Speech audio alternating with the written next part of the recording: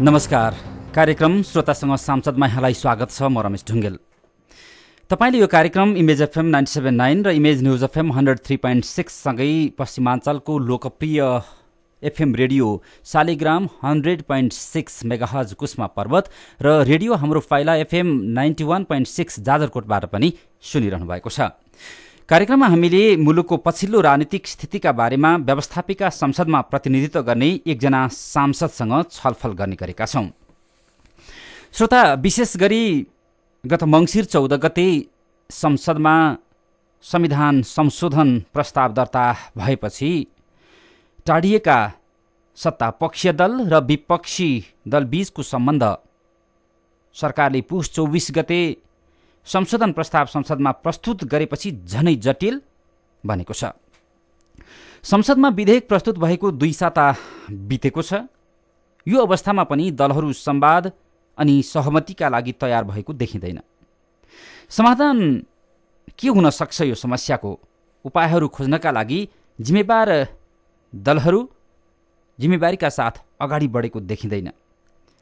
सरकार तथा विपक्षी दलहरू पनि निर्वाचनमा जानका लागि तयार रहेको र छिट्टै निर्वाचनको मिति घोषणा हुने बताउँदै आएका छन्। तर पनि निर्वाचनको वातावरण भने बनेको देखिँदैन।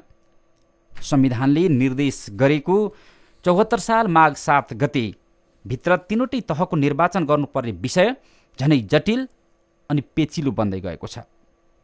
यस सम्बन्धमा निर्वाचन हुनेमा विभिन्न शङ्का उपशङ्काहरू पनि उठ्न थालेका छन्। निर्वाचन आयोगले माघ 15 भित्र निर्वाचन सम्बन्धी कानुन तयार नहुने हो भने जेठमा पनि पहिलो चरणको निर्वाचन गर्न नसकिने जनाइसकेको छ। यो संविधान संशोधनको विषयमा प्रतिपक्षी दलले सरकारलाई कुनै हालतमा सहयोग नगर्ने र संविधान संशोधन प्रस्ताव जुन आएको छ विधेयक, यसलाई जसरी पनि असफल बनाउने रणनीति बनाएसँगै सरकार पनि यसलाई 2/3 पुर्याएर पारित गराउने पक्षमा देखिएको छ र असन्तुष्ट पक्ष मधेसी मोर्चालाई सहमतिमा ल्याएर चुनावमा जाने सरकारको तयारी छ। यद्यपि सत्ता पक्षमै भइकन पनि राष्ट्रिय प्रजातन्त्र पार्टीले पनि संशोधन प्रस्तावको विरोध गर्दै आएको छ। उसले सरकारले आफूहरूसँग छलफल र सल्लाह नै नगरिकन संशोधन प्रस्ताव ल्याएकोमा असन्तुष्टि जनाएका स्वरहरू हामीले सुनेका छौँ। पछिल्लो समय सुन्नमा आएअनुसार सरकार राष्ट्रिय प्रजातन्त्र पार्टीका अध्यक्ष कमल थापालाई उपप्रधानमन्त्री सहितको जिम्मेवारी दिएर सरकारमा सहभागी गराएर सरकारलाई मजबुत बनाउने र संशोधन प्रस्तावलाई पारित गराउने खेलमा लागेको छ भनिन्छ। यो हदैसम्मको प्रयासमा सरकार लागेको छ। यसका साथै सरकार दीर्घकालीन गठबन्धन निर्माण गर्ने रणनीतिमा छ भन्ने पनि बुझिन्छ। यो परिस्थितिमा सरकारमा सहभागी रहेको दल राष्ट्रिय प्रजातन्त्र पार्टीको भूमिका कस्तो हुन्छ? अहिलेको राजनीतिक समस्याको समाधानका उपायहरू के हुन सक्छन्? यिनै अनि यस्ता सवालहरूमा छलफलका लागि आज हामीले रूपन्देही जिल्ला क्षेत्र नम्बर 2बाट व्यवस्थापिका संसदमा प्रतिनिधित्व गर्नुहुने राष्ट्रिय प्रजातन्त्र पार्टीका सांसद दीपक बोहरालाई आमन्त्रण गरेका छौँ। यदि तपाईँ पनि उहाँसँगको छलफलमा सहभागी हुन चाहनुहुन्छ भने हाम्रो स्टुडियोको टेलिफोन नम्बर 400-6526मा टेलिफोन गर्न सक्नुहुनेछ। तपाईँले आफ्ना प्रश्नहरू र जिज्ञासाहरू राख्दा शिष्ट भाषामा राखिदिनुहोला, छोटो रूपमा राखिदिनुहोला र बुझिने गरी आफ्ना विचारहरू राखिदिनुहोला। र विशेष गरी रूपन्देहीका श्रोताहरूलाई हामी आग्रह गर्छौँ, तपाईँको क्षेत्रका सांसदसँग आज हामीले कुराकानी गर्दैछौँ। तपाईँले जिल्लामा भएका यावत विषयहरू उठाउन सक्नुहुनेछ र जानकारी गराउन सक्नुहुनेछ।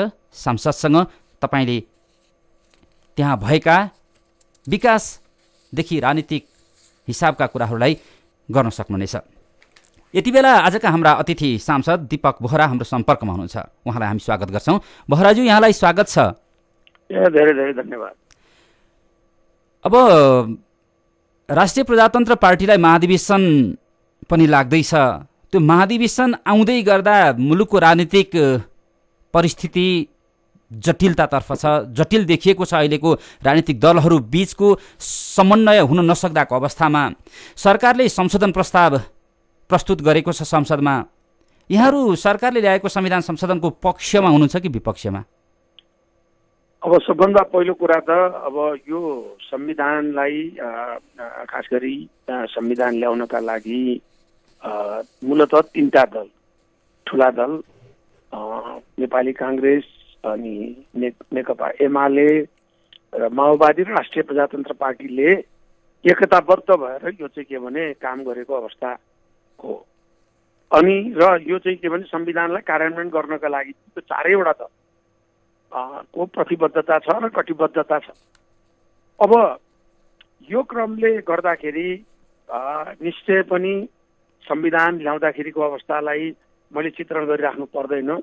त्यहाँ असन्तुष्टिका स्वरहरू थिए, बहिष्कारका स्वरहरू थिए, खास गरी तराईका दलहरूले उहाँहरूको चित्त बुझाएको थिएन र उहाँहरूले त्यसमा चाहिँ सहमति पनि नभएको अवस्था थियो। त यो अवस्था हुँदाहुँदै पनि अधिकांश 90% सांसदहरूले समर्थन गरेको यो संविधान हो र यो संविधानलाई लागू गर्नलाई प्रतिबद्धता जनाएको र यो लागू गर्नुपर्छ भन्ने अवधारणाका साथ चाहिँ राष्ट्रिय प्रजातन्त्र पार्टीले आफ्नो भूमिका निर्वाह गरेको परिस्थिति रहेको थियो। अब जहाँसम्म अहिले आएर फेरि पनि निश्चय पनि त्यो बेलामा पनि उहाँहरूको यो संविधानप्रति सहमति थिएन र पछिल्ला दिनहरूमा पनि सहमति नभइसकेपछि अहिले आएर उहाँहरूलाई यो चाहिँ के भने यो त कुरा निश्चित हो कि तराईका जनताका या तराईका नेताहरूले उठाएका केही जुन एकदमै सम्बोधन गरेर लिएर जानुपर्ने कुराहरूलाई गर्नै पर्छ।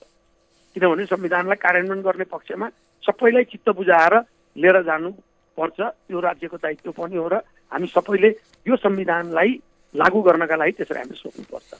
र त्यो उहाँहरूका विमतिहरू त्यो बेलादेखि नै चल्दै आएको अवस्थामा अहिले आएर यस्तो प्रस्ताव सरकारले पेश गर्यो जुन प्रस्तावमा पहिलो कुरा त मधेसवादी दलहरूले पनि त्यसलाई समर्थन गर्न अप्ठ्यारो मानिरहेको अवस्था छ र यहाँले भने जस्तै संविधान ल्याउनमा धेरै नै चाहिँ अहम भूमिका खेलेको एउटा दल नेकपा एमाले पनि यो अहिलेको प्रस्तावको विरोधमा छ र राष्ट्रिय प्रजातन्त्र पार्टीलाई निश्चय पनि पहिला छलफल गरेर यो प्रस्ताव ल्याइएको हो। हामी सरकारमा छौँ, त्यो निश्चितै हो। हामी सरकारमा छौँ र संविधानको कार्यान्वयन पक्षलाई मजबुत बनाउनको लागि हामीले सरकारमा हाम्रो सहभागिता जनाएका हौँ। त्योभन्दा पहिला पनि केपी शर्मा ओलीको पालामा पनि राष्ट्रिय प्रजातन्त्र पार्टी सरकारमा थियो, अहिले पनि छ र अहिले पछाडि आइसकेपछि हाम्रो र सरकारको बिचमा यो चाहिँ के भने छलफल या हाम्रो नेतृत्व तहको बिचमा छलफल भएको अवस्था होइन र हाम्रो त अझै पनि अलिकति जटिल अवस्था किन पनि भयो भने हामीले सरकारमा प्रतिनिधित्व गर्दाखेरि राष्ट्रिय प्रजातन्त्र पार्टीको रूपमा के अरे चाहिँ सरकारकोमा सहभागिता जनायौँ, जसमा संसद 12 जना हुनुहुन्थ्यो।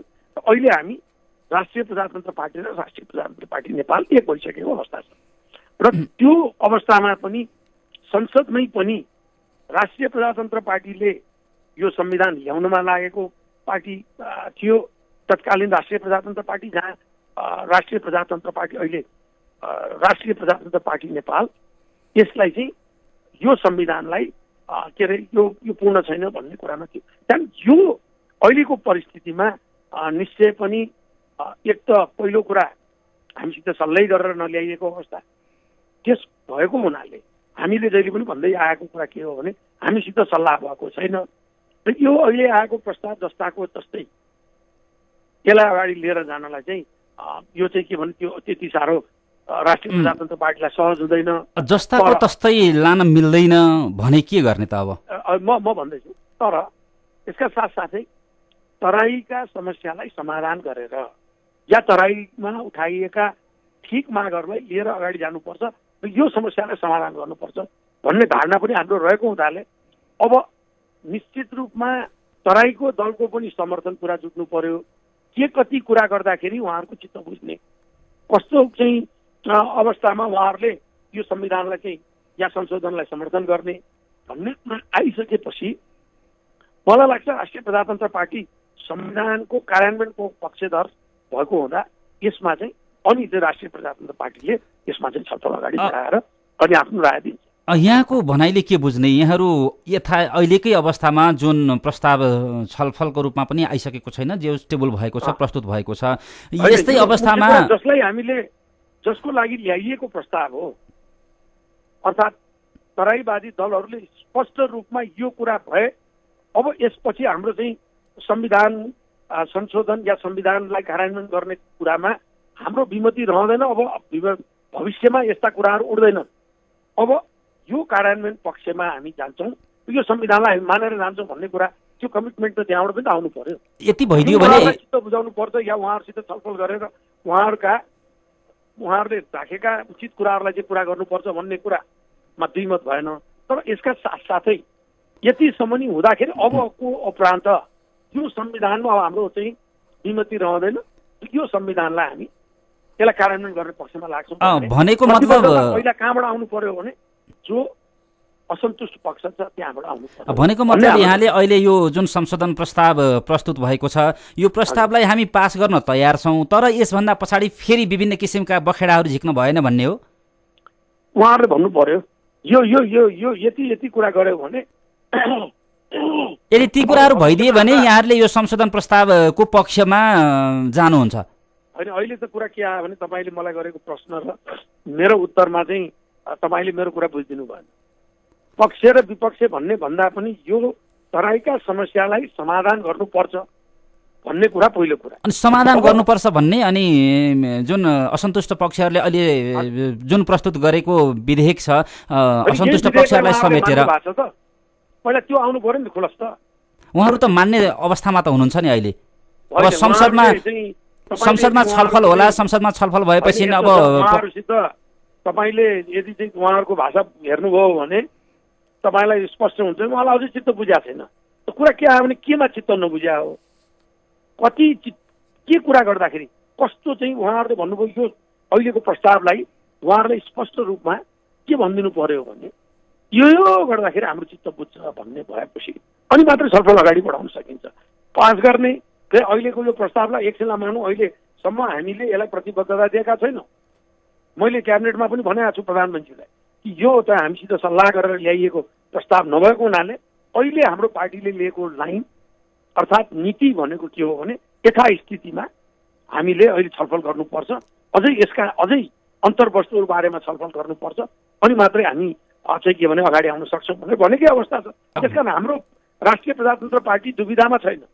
राष्ट्रिय प्रजातन्त्र पार्टी दुईटा कुरामा चाहिँ स्पष्ट छ। एउटा यो चाहिँ संविधानलाई कार्यान्वयन गर्नु पक्ष एक, अर्को तराईका समस्यालाई पनि समाधान गरेर एउटा चाहिँ के भने स्थायी रूपमा समाधान गरेर लिएर जानुपर्छ। एउटा चरणमा यो चरण भयो यति गरौँ फेरि अर्को चरण यसो गरौँ भन्ने पक्षमा राष्ट्रिय प्रजातन्त्र पार्टी छैन भन्ने हाम्रो धारणा हो। यहाँले यथास्थितिमा पार्टीको लाइनको कुरा गर्नुभयो, यथास्थितिमा चाहिँ गर्न सकिने अवस्था छैन। अब त्यो यथास्थिति हटाउनका लागि के गर्ने त? अब त्यही त पहिलो त के भने तराईका चाहिँ जो असन्तुष्ट साथीहरूको के हो त उहाँहरूको अन्तिम यति यो हुनुपर्छ भन्ने आउनु पर्यो। उहाँहरूले भन्ने कुरा त अहिले प्रस्तुत भएकै छैन त संसदमा। हामीले जहिले पनि भन्ने गरेका छौँ सम्पूर्ण राजनीतिक दलहरू यो चाहिँ के भने संसदमा भएका दलहरूको बिचमा एउटा सहमति बनाऊँ भन्ने हामीले भन्दै आएका छौँ। एउटा टिम बनाउनु पर्छ भने टिम बनाऊ, के गर्दाखेरि हुन्छ गरौँ, तर स्पष्ट रूपमा धारणा के आउनु पर्यो भने के कसो गर्दाखेरि यसको चाहिँ एउटा चाहिँ स्थायी समाधान हुन्छ भन्ने कुरा आउनुपर्छ भन्ने हाम्रो धारणा। यहाँले धारणा दिनुहोस् न त यसै गर्नुपर्छ भनेर। अब यो एउटा कुरा के भने अब प्रस्ताव माग्ने तराईका दलहरू असन्तुष्ट त यहाँहरूको पनि त छ नि, सरकारले हामीलाई सोधेन। प्रस्ताव माग्ने चाहिँ त्यो यो चाहिँ के संशोधन हुनुपर्छ भन्ने के अरे चाहिँ तपाईँको तराईका दलहरू संशोधन गरिदिनुपर्छ भन्ने।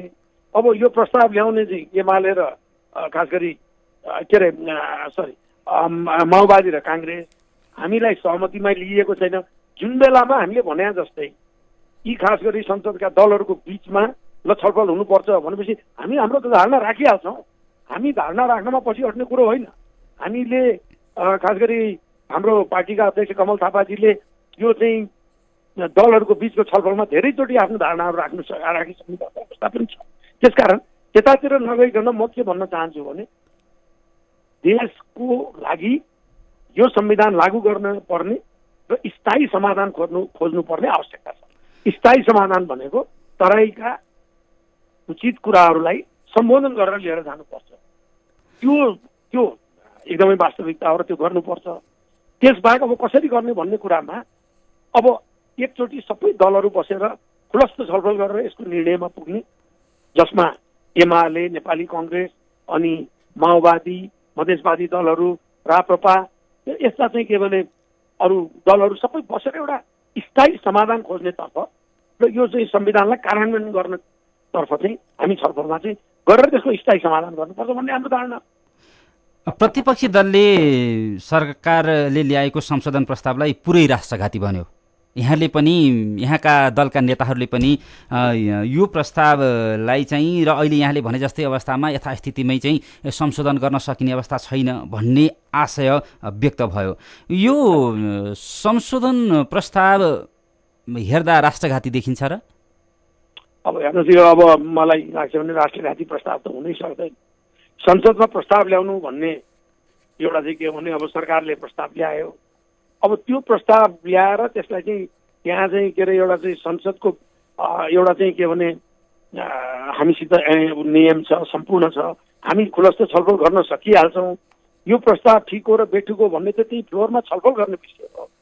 यसमा फलानो पार्टीले यस्तो भन्थ्यो त्यसकारण यो ठिक भएन, फलानो पार्टीले यो ठिक भयो त्यसकारण यो ठिक हो, यो भन्दा पनि हाम्रा चाहिँ संसदभित्र हाम्रा चाहिँ नीति नियमहरू छन् नि त, छलफल गर्ने प्रक्रिया छन्। यो सबै चाहिँ हामीले प्रजातन्त्रमै विश्वास राखेको हुनाले अब संसदमा छलफल हुने कुरामा आफ्नो आफ्नो धारणा राख्न सकिन्छ, राख्न पाउनुपर्छ, राखिन्छ, त त्यसलाई नै आधार बनाउन सकिन्न भन्ने हाम्रो भनाइ। तपाईँहरूले अहिले के देख्नु भएको छ? सरकारलाई संविधान संशोधन प्रस्ताव पारित गराउन 2/3 बहुमत जरुरी छ। यदि दलहरू बीचमा सहमति नहुने हो भने संविधानमै लेखिएको कुरा हो। तपाईँले त्यसलाई चाहिँ राप्रपा लाग्छ के भने तपाईँ हामीले भन्दा पनि अझ चाहिँ मलाई के लाग्छ भने राप्रपा विपक्षमा बस्यो भने सरकारलाई अप्ठ्यारो पर्ने अवस्था छ। कति चाहिन्छ भन्ने त्यसमा छलफल त्यही त हो। राप्रपा विपक्षमा बस्यो भने सरकारलाई अप्ठ्यारो पर्छ नै। र यहाँहरूले अलिकति असन्तुष्टिका स्वरहरू देखाएको कतै सरकारसँग कुनै बार्गेनिङ पो छ कि? अब हामी सरकारमै छौँ, के बार्गेनिङ गर्नु पर्छ? होइन, यहाँहरू पहिला थोरै हुनुहुन्थ्यो, 2जना सदस्य हुनुहुन्छ मन्त्री परिषदमा। संविधानलाई लागू गर्नुपर्छ भनेको कारणले यो संविधानको एउटा पक्षधर भएको हुनाले हामी सरकारमा छौँ। हाम्रो चाहिँ उपस्थिति सरकारमा छ, हामी सरकारमा छौँ। तर मेजर स्टेक होल्डर भने त नेपाली काङ्ग्रेस र माओवादी हुन्। त्यही कारण अब यसमा हामीले बार्गेनिङ गर्नुपर्ने कुरा के छ? केमा बार्गेनिङ? यहाँ त ठुला दलभन्दा पनि साना दलको चाहिँ पहुँच बढी हुने स्थिति छ नि त। उनीहरूले भनेअनुसारको हुनुपर्ने अवस्था छ बहुमत जुटाउनका लागि, दललाई त्यो अप्ठ्यारो छ नि त। अनि यहाँहरू पहिला सानो सङ्ख्यामा हुनुहुन्थ्यो, अहिले अलिकति सङ्ख्या बढेको छ। यहाँ सुन्नुहोस् न, यहाँहरूको सङ्ख्या अलिकति बढेको छ। बढेको सङ्ख्याको अनुपातमा चाहिँ हामीले प्रवेश पाउनुपर्छ। अर्थात् योभन्दा अगाडि केपी ओलीको सरकारमा जुन पोजिसनमा पार्टी थियो, राप्रपा नेपाल थियो, त्यति बेला अहिले एकीकरण हुनुभएको छ, त्यस्तै खालको पोजिसन पो खोज्नु भएको कि होइन? अब यहाँ सुन्नुहोस् न, आखिर नम्बरकै राजनीति त नम्बरकै खेल हो, संसदभित्र नम्बरकै खेल हो। निश्चय पनि हामी ठुलो भएका छौँ। ठुलो भएपछि अब के आधारमा मतलब चाहिँ के भने कुनै पार्टीले चाहिँ बढी महत्त्व पाउने भने त संसदभित्र त नम्बरकै हो। स्वाभाविक रूपमा हामीले चाहिँ अलिकति बढी अहिले चाहिँ हाम्रो चाहिँ हैसियत हुनुपर्छ भन्ने कुरा यो हामीले भनिराख्नु पर्ने कुरा होइन। यो त स्वाभाविक स्वतः सिद्ध कुरा हो। त्यस कारण यसमा के बहसै छैन। हामी त एउटै कुरा भनेका छौँ, समस्या देशको समाधान गर्नुपर्छ, त्यसमा हामी पनि स्टेक होल्डर हौँ भनेपछि हामीसित पनि खुलस्त छलफल हुनुपर्छ। तपाईँले भन्नुभयो हाम्रो चाहिँ मतले निर्णायक भूमिका गर्छ भने निर्णायक मतवालालाई तपाईँले चाहिँ मान सम्मान गर्ने कि नगर्ने? मान सम्मान भने चाहिँ अहिले हामीले अरू केही खोजेको छैन, हामीसित छलफल हुने कि नहुने। र हामीले यो भन्दैछौँ समस्याको समाधान हुनैपर्छ। तराईका खास गरी यो समस्यालाई हामीले समाधान गरेर देशलाई एउटा स्थायित्व दिएर अगाडि बढ्नुपर्छ भने हामी भनेकै छौँ। अब यदि हामी अलिकति ठुलो पार्टी हो भने त हामीलाई त त्यो मान्यता त दिनु पर्ला नि। यहाँलाई के लाग्छ, सरकारले जति बेला संशोधन प्रस्ताव दर्ता गर्ने तयारी गर्दै थियो त्यति बेला यहाँहरूलाई सँग सल्लाह किन गरेन होला? अब त्यो त उहाँहरूलाई नै सोध्ने कुरा हो। हामीलाई चाहिँ सल्लाह गरिएन, त्यति मात्रै थाहा छ। है शङ्का त गर्न पाइयो नि यो कुरामा चाहिँ यी कारणहरूले गरेन होला भन्ने यसो कुराहरू केही आयो कि? यसो छ हामीले सल्लाह गर्नुपर्ने पनि अवस्था छैन, हामीले मतलब चाहिँ उहाँहरूमाथि चाहिँ शङ्का गर्ने अवस्था पनि छैन। अब मलाई लाग्छ के भने नेपाली काङ्ग्रेस र माओवादीले यो प्रस्ताव ल्याउँदा देशको समाधान हुन्छ भनेर ल्याउनु भयो होला, तर दुर्भाग्यवश मतलब चाहिँ जसको लागि उहाँहरूले यो प्रस्ताव ल्याउनु भयो उहाँहरूले चित्त बुझाउनु भएन। अब अर्को चाहिँ संविधान लेखनमा महत्त्वपूर्ण योगदान दिएको नेकपा एमाले पनि चित्त बुझाएन। यसले के प्रश्न भएको छ भने यो अहिलेको प्रस्तावलाई एकचोटि छलफल गर्नुपर्छ भन्ने होला। अब हामी यदि हाम्रो निर्णायक भूमिका हो भने त हामीसित चाहिँ निर्णायक भूमिकाकै आधारमा छलफल गर्नुपर्छ। कुन पार्टीले के भन्यो भन्ने आधारमा हामी गाइड हुँदैनौँ, तर हामीसितै छलफल गरेर हामीलाई चित्त बुझ्यो भने हामी त्यस प्रकारको चाहिँ के अरे एउटा चाहिँ निर्णय गर्न त हामी तयारै छौँ नि। हाम्रो निर्णय कसैले हामीलाई उचालेर उचिलिनु पर्ने या कसैले हाम्रो त्यो तपाईँको यो निर्णय यस्तो छ भनेर भन्नुपर्ने अवस्थामा हामी छैनौँ। पार्टीको निर्णय हामीले नै गर्छौँ। देशको हितमा, राष्ट्रको हितमा पार्टीले त्यसरी नै जनताको हितमा सोचेरै काम गर्छ। त्यसैले हामी कसैले हामीलाई के भनिदिन्छ भन्ने अर्थमा होइन कि यदि हामीसित छलफल हुन्छ भने हामी हाम्रो चाहिँ भूमिका अदा गर्छौँ। अहिले बाहिर हल्ला सुन्नमा आएको छ, हल्ला हो या वास्तविकता के छ यहाँहरूलाई जानकारी हुनसक्छ। तपाईँको पार्टीका अध्यक्ष कमल थापालाई उपप्रधानमन्त्रीसहित सरकारमा सहभागी गराउने प्रयास भइरहेको छ अरे, सरकारले प्रस्ताव गरिरहेको छ अरे, साँचो हो? होइन, अब यस्तो छ हाम्रो यो अहिलेको चाहिँ के भने राजनीति भने यही 601 दलभित्र 600 जना सांसदहरूको भित्रकै राजनीति हो। यसमा को के हुन खोज्ने या के भन्दा पनि यो कुनै स्वाभाविक अस्वाभाविक कुरो होइन। अब एउटा चाहिँ के भने 82 सिट लिएर के अरे चाहिँ पुष्पकमल दाहालजी प्रधानमन्त्री हुनुभएको छ अहिले भने यो अब को उप प्रधानमन्त्री हुने, मन्त्री हुने भने यो कुरा केही ठुलो कुरा होइन। यसलाई चर्चा र यसलाई छलफलको विषय बन्नुपर्छ भन्ने मैले ठान्दैन। भोलि नेपालको राजनीतिमा जे पनि हुनसक्छ त्यो एउटा पार्ट हो। तर यो यसो भन्दैछ भन्ने भन्दा पनि अहिले देशको यो समस्यालाई अर्थात् माघ 8 गते तपाईँको माघ 7 गते सम्बन्धीमा तिनटै चाहिँ चुनाव गर्नुपर्नेछ। त्यसलाई कसरी समाधान गर्ने? अहिले यो चाहिँ के भने यो संविधान नै यदि कार्यान्वयन भएन भने देशको भविष्य कता जाने? भोलि यो तिनटै चुनाव भएन भने त्यसले चाहिँ ल्याउने कानुनी जटिलता, संवैधानिक जटिलताको बारेमा राजनीतिक दलले चाहिँ छलफल गर्ने कि नगर्ने, यी कुराहरू महत्त्वपूर्ण हुन्। अब संसदभित्र भएका मानिसहरू, संसदभित्र भएका दलका नेताहरू सरकारमा जाने नजाने, आउने नआउने यो गौण कुरा हो। यसमा यस्तो नि त असन्तुष्टि पनि जाहेर गरिरहनु भएको छ, सरकारमै हुनुहुन्छ, सरकारले गरेका क्रियाकलापहरूप्रति अलिकता असन्तुष्टि बढी व्यक्त गरेको हुँदा आम नागरिकलाई बुझ्नलाई चाहिँ के हो भने एउटा पाटोबाट हेर्दा तपाईँहरू चाहिँ सङ्ख्या अलिकता थपेर सुन्नुहोस् न तपाईँले सुन्नुहोस्, हजुर, नेपाली कङ्ग्रेसले जसले प्रस्ताव ल्यायो उहाँकै सांसदहरूले विरोध गरिराख्नु भएको छ। अब माओवादीका चाहिँ जुन प्रधानमन्त्री हुनुहुन्छ उहाँको पार्टी उहाँकै सांसदहरूले विरोध गर्दै हुनुहुन्छ भनेपछि त्यो विरोध उहाँहरूले गरि नै राख्नु भएको अवस्थामा राष्ट्रिय प्रजातन्त्र पार्टी त सल्लै नगएको विषयमा हामीले चाहिँ भन्दैछौँ हामीले यसको समाधान खोज्नुपर्छ, यो चाहिँ तराईको पनि समस्या समाधान गर्नुपर्छ, यो अहिलेको जस्ताको जस्तै हुन सक्दैन भन्यो भनेर त्यसलाई चाहिँ बार्गेनिङ गर्यो भनेर भन्नुपर्ने पनि अवस्था छैन। नेपाली काङ्ग्रेसभित्रै स्वर उठेको छ, पुरै लुकेर त गरेका छैनन्। माओवादी पार्टीका साथीहरूले पनि त्यही गरेका छन्। यो त तपाईँ देखि नै राख्नु भएको छ नि। त्यसकारण सिधा यसो हेर्दाखेरि चाहिँ एउटा पाटोबाट हेऱ्यो तपाईँहरू केही सङ्ख्या थपेर सरकारमा बसिरहन खोजे जस्तो पनि देखिन्छ, अर्को पाटोबाट यसो हेऱ्यो यहाँहरूका अभिव्यक्तिलाई के लाग्यो राप्रपाले चाहिँ सरकार छाड्दैछ कि क्या हो भने जस्तो सङ्केत पनि बुझिन्छ। त्यो त तपाईँले अब तपाईँले अध्ययन र विश्लेषण गर्नुहोस्, त्यसमा मलाई केही पनि मेरो चाहिँ कमेन्ट रहँदैन। मैले त तपाईँले सोधेको प्रश्नको सिधा उत्तर दिएको कुरा के हो, अहिलेको अवस्थामा देशले निकास खोजेकै छ, संविधान आइसकेको अवस्थामा छ। संविधान ल्याउनमा प्रमुख भूमिका खेल्ने 3 दल र राष्ट्रिय प्रजातन्त्र पार्टी पनि हामी सबै यो चाहन्छौँ कि यो देशले निकास पाओस्, यो संविधान लागू होस्, कार्यान्वयन होस्। अहिले जसरी यो चाहिँ के भने माघभित्रमा 74 माघभित्रमा यो सम्पूर्ण चाहिँ निकायका चुनावहरू गर्नुपर्ने कानुनी संवैधानिक बाध्यता छ, त्यसलाई चाहिँ पुरा गरोस् भन्ने यो चाहनाका साथ हामी अगाडि बढेका छौँ। अहिले यही अवस्थामा प्रजातन्त्र पार्टी पूर्ण रूपमा सहयोग गर्न तयार। अहिले यही अवस्थामा मुलुक जकडी रहँदा यही राजनीतिक दलहरूबीच अहिले त साँच्चै भन्ने हो भने संवादको स्थिति पनि देखिएको छैन। यो बिचमा दलहरूबीच संवाद भएको खबरहरू हामीसँग छैन। यो अवस्थामा मुलुक कता बढ्दैछ, कसरी अगाडि बढ्दैछ भन्ने देख्नुहुन्छ यहाँले? निश्चय पनि मुलुक राम्रो बाटोतिर गएको छैन। हेर्नुहोस्, अब यदि यसलाई चाहिँ नयाँ यो बाटोलाई यो सकारात्मक बाटोमा लिएर जाने हो भने सम्पूर्ण दलहरूले ठन्डा दिमागले बसेर सोचेर छलफल गरेर एउटा निकास निकाल्नु पर्छ। यहाँहरूले चाहिँ उपाय केही देख्नु भएको छ? यहाँहरूसँग सूत्र छ त्यस्तो यसलाई मिलाउनका लागि? छ भन्नुहोस्। उपाय भनेको मलाई लाग्छ एउटा कुरा त पहिलो कुरा के हुनु पर्यो भने देशमा यो सम्पूर्ण यो चाहिँ ठुला दलहरू एक ठाउँमा बस्नु पर्यो, छलफल गर्नु पर्यो, पहिलो कुरा।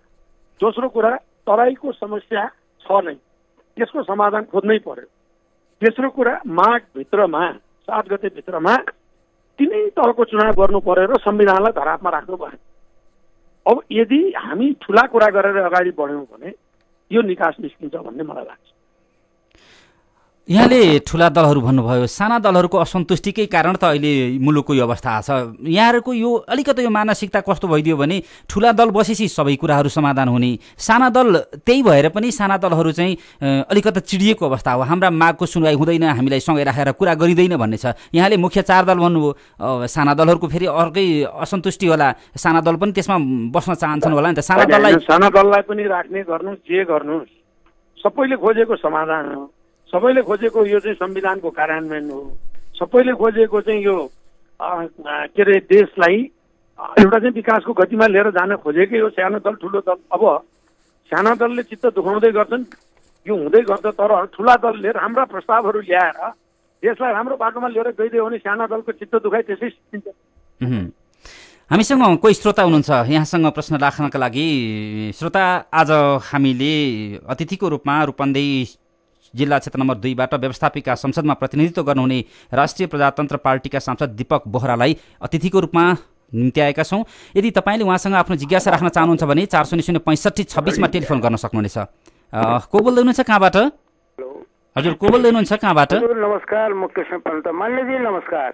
नमस्ते। नमस्ते मान्यजी, यो जुन ताण्डव देशमा भइरहेछ नि, यो त्यति सजिलोसँग छोड्दैन म एउटा साधारण जनताले बुझे अनुसार। किनभने राजा वीरेन्द्रलाई मारेकै ज्ञान डिजाइन अनुसार हो। भेटिकल सिटी र रहले के गर्छ त्यसले टाउको हानेर हुन्छ। तराईबेलको कुरा गर्नु त मान्यजी, म तराईबेल घुमेर आएको, त्यहाँको तपाईँको त्यो तल्लो वर्ग जुन छ नि, यो सीमान्तकृत वर्ग, उनीहरूका छोरछोरी, उनीहरूको दयनीय हालत कसले हेर्ने? त्यहाँका तपाईँको महन्त ठाकुरको बाहिर। मान्यज्यू, हजुर, होइन, यो तपाईँले एकदमै यही मैले भन्दै थिएँ, तपाईँलाई धन्यवाद छ। तपाईँले चाहिँ सीमान्तकृत जनताको बारेमा कुरा गर्नुभयो। वास्तवमा अहिले संविधान, यो जुन अहिले आएको संविधानले यस्तै पिछडिएका सीमान्तकृत वर्ग र जसले चाहिँ एउटा कुनै पनि एउटा चाहिँ अवसर नपाएकाहरूलाई माथि उठाउनका लागि, काम गर्नको लागि नै यो संविधानलाई कार्यान्वयन गर्नुपर्छ। हाम्रो बिचको चाहिँ के भने राजनीतिक रूपमा चाहिँ यसलाई राजनीतिक खेलको रूपमा, यसलाई प्रयोगको रूपमा गर्न हुँदैन। यो एकदमै तपाईँसित सहमत छु। वास्तवमै म पनि तराईबाटै प्रतिनिधित्व गर्ने भएको हुँदाखेरि त्यहाँका जनताको अवस्था धेरै कमजोर छ। त्यसले गर्दाखेरि उनको जीवन स्तरलाई उठाउने, उनलाई राम्रो नोकरीहरूमा अवसरहरू दिने, उनलाई अझ भन्दा बढी एउटा यो चाहिँ देशको मूल यो धारमा विकास निर्माणका गतिविधिहरूमा चाहिँ समावेश गरेर लिएर जाने, यो चाहिँ हुनुपर्छ भन्ने मेरो पनि धारणा। अर्को श्रोता हुनुहुन्छ हामीसँग, कोही श्रोता हुनुहुन्छ, कहाँबाट हुनुहुन्छ? नमस्कार, को बोल्दै हुनुहुन्छ, कहाँबाट? हजुर, म काभ्रेबाट मानराज रेग्मी। हजुर, यहाँले आफ्नो प्रश्न राख्न सक्नुहुन्छ। सभासदज्यू नमस्कार। नमस्ते। हजुर चाहिँ पूर्व पञ्च हुनुहुन्छ होइन? मैले पूर्व पञ्च भन्न मैले नराम्रो कुरो भने होइन है। तपाईँहरू अत्यन्त चाहिँ मतलब राष्ट्रवादी हुनुहुन्छ होइन? यो तराईको माग त राष्ट्रघाती माग हो नि। तपाईँहरू राष्ट्रवादी एक हुनु पर्यो नि। यो त राष्ट्रघाती माग हो। यो चाहिँ मतलब देश टुक्राउने माग हो। धन्यवाद। यहाँ सुन्नुहोस् न, जनताको बिचमा झगडा छैन। दलको बिचको झगडा गर्दाखेरि कुनै दलले कुनै कुरालाई उठाएर कुनै कुरा भन्दैमा हामी त्यसमा जानु हुँदैन भन्ने मेरो धारणा। अब हामीले एक हिसाबले जनताले खोजेका कुरा, चाहे पहाडमा बस्ने जनता हुन् चाहे तराईमा बस्ने जनता हुन्, यदि कहीँ कतै केही कमी छ भने त्यसलाई सुधार लिएर जानुपर्ने आजको हाम्रो आवश्यकता हो। हामीहरू सम्पूर्ण यो हामीले के विचार गर्नुपर्छ भने तराई पहाड मध्य सबै मिलाएर हामी 2 करोड 80 लाख जनसङ्ख्या भएको देश हौँ। त्यसकारण एकले अर्कालाई सम्मान गर्ने, एकले अर्काको सम्पूर्ण रूपमा चाहिँ के भने सबैको चाहिँ विकास होस् भन्ने चाहना राखेर हामी अगाडि बढ्नुपर्छ। राष्ट्रियता हाम्रो मूल मुद्दा हो, हामीले छोड्नु हुँदैन। देशका प्रत्येक नागरिक, त्यहाँ चाहिँ त्यो मर्चबार, म रूपन्देहीकै भएको हुनाले भन्छु, चाहे मुर्चबारमा बस्ने एउटा चाहिँ तराईको जनता होस्, चाहे त्यो चाहिँ मुस्ताङमा बस्ने चीनसित सिमाना भएको मा बस्ने चाहिँ जनता होस्, हामी सबै नेपाली हौँ भन्ने सोचलाई विकास गर्नका लागि सबैलाई सहभागिता बनाएर लिएर जानुपर्ने आजको चाहिँ हाम्रो आवश्यकता हो। त्यसतर्फ हामीले काम गर्नुपर्छ। मानेजी, उहाँले अलिकति प्रदेशको कुरा जोड्न खोज्नु भएको थियो। 4 नम्बर र 5 नम्बर प्रदेशमा सीमाको कुरालाई लिएर संशोधनमा ती कुराहरू आएका छन्। 4 र 5 मा प्रदर्शनहरू पनि भए। यहाँ 5 रूपन्देहीमा हुनुहुन्छ, यहाँलाई त असर परेन होला यो? किन त्यो मेरै हामी प्रस्तावित 5 नम्बर क्षेत्रकै जनता हो। होइन, यहाँलाई त त्यो प्रस्तावित 5 मै हुनुहुन्छ, 5 मै रहनु भएको छ। यसले यहाँलाई त्यति असर गरेन होला। जसलाई चाहिँ 5 बाट 4 मा लग्यो त्यसमा असर बढी देखियो। यो जायज थियो कि थिएन? फेरि दोहोऱ्याउनुहोस् त। प्रदेश चाहिँ जुन विभाजन गरेर 4 प्रदेशलाई 5 अर्थात् 5 को प्रदेशलाई चाहिँ झिकेर 4 मा लग्यो नि, लग्नका लागि प्रस्ताव आयो। यो प्रस्तावलाई यहाँले चाहिँ कसरी हेर्नुभयो? तपाईलाई मैले भन्ने मुख्य कुरो के हो भने नेपाली कांग्रेस र माओवादीले यो प्रस्तावलाई अगाडि सारे। मैले आइसकेपछिको कुरो गरेँ, यहाँहरुसँग सल्लाह भएन, त्यो बेग्लै कुरा हो। मैले भन्नु खोजे नेपाली कांग्रेस र माओवादीले यो प्रस्तावलाई अगाडि सार्यो। तराईको समस्यालाई समाधान हुन्छ कि भनेर लिएर आयो। सबभन्दा पहिला चाहिँ तराईकै चाहिँ नेताहरूले यसलाई यो त ठिक भएन भनिदियो। त्यसपछि संविधान लेखनमा बडो भूमिका, महत्त्वपूर्ण भूमिका खेलेको दलले यसलाई मानेन। त्यसकारण मैले के भन्नु खोजेँ भने एउटा प्रस्ताव सरकारले अगाडि सार्यो, त्यसमा छलफल भयो। अब यसको स्थायी समाधान गर्नको लागि त ती सबै दल, तराईवादी दल, नेपाली कांग्रेस, एमाले, माओवादी, राष्ट्रिय प्रजातन्त्र पार्टी, अन्य दलहरू बसेर एउटा स्थायी समाधान निकाल्नु पर्यो। तपाईँले अहिले चाहिँ कुनै पनि समाधानको स्थायी एउटा चाहिँ बाटो लिनुहुन्न भने फेरि यो त चलिरहन्छ। अहिले यो संशोधन आउला, फेरि अर्को जाली, अर्को संशोधन आउला, अर्को संशोधन आउला। संविधानलाई कार्यान्वयन कहाँ गर्ने, कहिले गर्ने, अनि यो खालि संशोधन आउने। तपाईँले अहिले सम्पूर्ण कुरालाई समस्त रूपमा एक ठाउँमा चाहिँ टेबलमा बसेर कुरा गरेर त्यसको छिनोफानो गर्नुपर्छ। तर हामी सबैको मनमा एउटा कुरा के रहनुपर्छ भने खास गरी सम्पूर्ण दलहरूको कि हामीलाई समय कम छ। अर्को श्रोता हुनुहुन्छ मार्च 74 सम्ममा हामीले यो चाहिँ के भने यो तिनटै चुनावहरू गर्न सकेनौँ भने यसले हामीलाई राम्रो गर्दैन। मानेजी, सबैले भन्ने चाहिँ सुन्नुहोस् न, सबैले भन्ने चाहिँ यही नै रहेछ, माघ 7 सम्ममा निर्वाचन गर्नुपर्छ भन्ने। तर दलका नेताहरू कुरा मात्र गर्नेमा गयो कि दलहरू एक ठाउँमा बसेर काम गर्ने स्थिति देखिएन। अब हामी त माग गर्दैछौँ निर्वाचन हुनुपर्छ भनेर यो राष्ट्रिय प्रजातन्त्र पार्टीको धारणा भन्नुहुन्छ भने हामी स्पष्ट रूपमा भनेका छौँ। तराईको समस्यालाई पनि कहीँ न कहीँ एड्रेस गर्नै पर्छ। अहिलेको यो समस्या चाहिँ जुन संसदमा चलेको छ, संसदको समस्यालाई यसलाई चाहिँ सम्पूर्ण दल बसेर एउटा चाहिँ निकाल्नुपर्छ। दोस्रो र तेस्रो निर्वाचन तुरुन्तै गर्नु। अर्को श्रोता हुनुहुन्छ हामीसँग, को हुनुहुन्छ कहाँबाट? हेलो, म काठमाडौँबाट हरिबहादुर बोल्दैछु। यहाँले आफ्नो प्रश्न राख्नुहोस्। नमस्ते मालिकज्यू। नमस्ते हरिबहादुर। हजुर, म काठमाडौँबाट हरिबहादुर बोल्दैछु। हेर्नुहोस्, तपाईँहरू अहिले राष्ट्रिय प्रधान पार्टीको तपाईँहरू एउटा नेता पनि हुनुहुन्छ। अहिले हजुर सुन्नुभएछ? सुन्नुहोस्, म उपाध्यक्ष छु राष्ट्रिय प्रजातन्त्र। मैले बुझेँ। अब हेर्नुहोस्, देशमा यस्तो देश सुरु गर्दा यस्तो भइरहेछ। तपाईँहरू खालि झगडा मात्रै गरेर देशले शान्ति ल्याउनु पर्यो। अब तपाईँहरू आफूमा चाहिँ झगडा गरेर त भएन नि। देशमा यस्तो भूकम्प गएर देशको यस्तो असिल भइरहेछ। धन्यवाद। अब हाम्रो पार्टीभित्रको झगडा त मिलायौँ हामीले। राष्ट्रिय प्रजातन्त्र पार्टी छ, राष्ट्रिय प्रजातन्त्र पार्टी नेपाल। देशको झगडा मेटाउनको लागि पहिलो कदम लियौँ र यदि तपाईँहरू जस्तो चाहिँ राष्ट्रवादी, तपाईँहरू जस्तो चाहिँ जागरुक नेपाली जनताले हामीलाई सहयोग गर्नुभयो भने अर्को सरकार हामीले बनाउँछौँ। त्यसपछि हामी यो सम्पूर्ण समाधान गर्छौँ। हामी अर्को श्रोताको विचार पनि लिन्छौँ। को हुनुहुन्छ, कहाँबाट? हजुर भक्तपुरबाट नजरमाया श्रेष्ठ। हजुर यहाँले आफ्नो विचार राख्न सक्नुहुन्छ। उहाँहरू जस्तो राष्ट्रवादी पार्टीहरूले चाहिँ देशको क्षेत्रफल राख्नुपर्छ कि पर्दैन संविधानमा भनेर सोध्नु। मान्यज्यू के राख्नुपर्छ के रे? उहाँले देशको क्षेत्रफल राख्नुपर्छ कि पर्दैन भन्ने कुरा गर्नुभयो। देशको क्षेत्रफल राख्नुपर्छ, एकदम सहमत छु तपाईँले। देशको क्षेत्रफल राख्नुपर्छ। धन्यवाद छ तपाईँलाई, यो तपाईँको सुझाव एकदम राम्रो। अर्को कोही श्रोता हुनुहुन्छ, हामी उहाँसँग कुरा गर्छौँ। को बोल्दै हुनुहुन्छ कहाँबाट? हेलो, को बोल्दै हुनुहुन्छ कहाँबाट?